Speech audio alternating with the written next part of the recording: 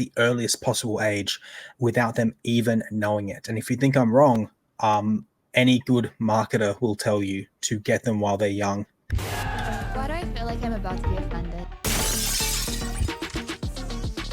Ah, shit. Here we go again. LGBT flags themselves being used to lure kids. Now, hear me out on this.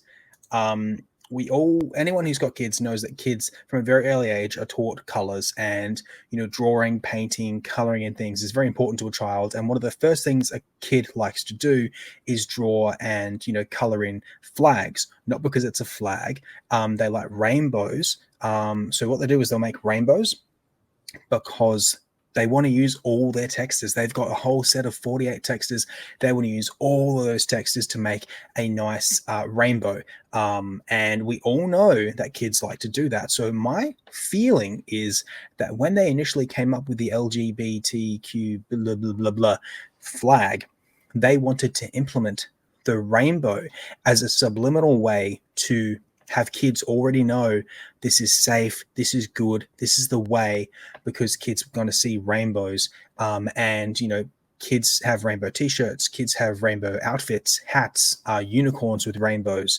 I think it's a very subtle way to subliminally get kids indoctrinated at the earliest possible age without them even knowing it. And if you think I'm wrong, any good marketer will tell you to get them while they're young. That's how they got so many kids smoking when they were, 5 years old, 100 years ago. Jay, do you think there's some credence in my theory, my thoughts?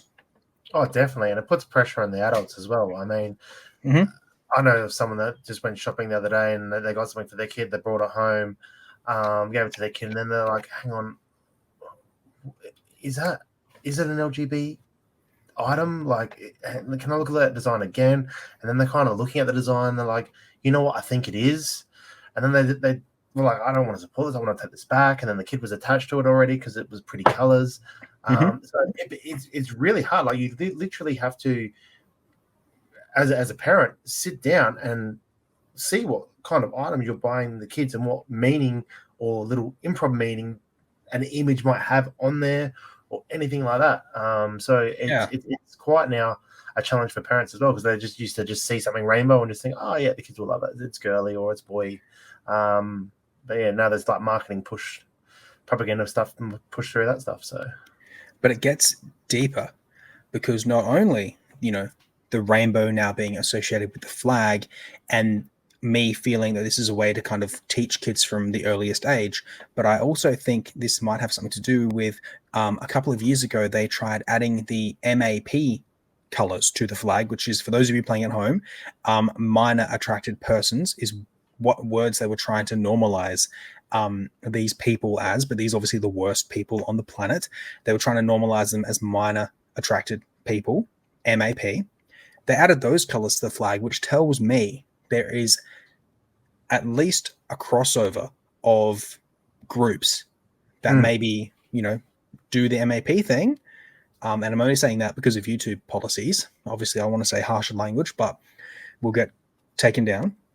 That crossover with the other communities. Not that I'm saying they're all bad. I'm just saying there would be a definite correlation there. And we all know there's a lot of grooming going on in these communities with younger people. So I think that has a lot of credence as well. What do you think about that? I think that's where people of that community need to kind of have a look at their own morals. Like I know there's Gays Against Groomers on Twitter, that group on there, and they're really against all that kind of stuff. They're actually founded by lesbian, gay, and bi people, and I think there might be some trans people, and I'm not too sure, but they're for the wrong as well. Like they have rights and they have wrongs and they have boundaries. Yeah, and anything that crosses those boundaries, they are with us, I guess, bigots, us straight people, like as they we've been branded as branded as bigots, but so I really commend them for the work that they're doing, that that they can stand up and they can see, hang on, no, that's wrong. Because it makes me feel like, you know what, like, yeah, like let's like, yeah, I know you are not all bad. Like, we can sit down, we can talk, Exactly. and there's certain lines where you shouldn't cross. And it's good that they can see that too. So Yeah, and it's always relieving to know that there is part of any community that has a good conscience. because with any community, you're going to get those extremists, aren't you? Do you know what I mean? Exactly. So that's just a given with anything. So that's my theory on the flag. Obviously, don't want to spend too much time on it, but yes, that's my theory. I think it holds a lot of credence. Something to consider when you're looking at rainbow colored merchandise. It might not always be things that have the words pride written on them that are going to signal this to other people. Couldn't they have just got a different flag altogether? Couldn't they just whack some other colors? Like, why'd they have to steal the rainbow? Because the rainbow is great, like, sprinkles. Well, yeah.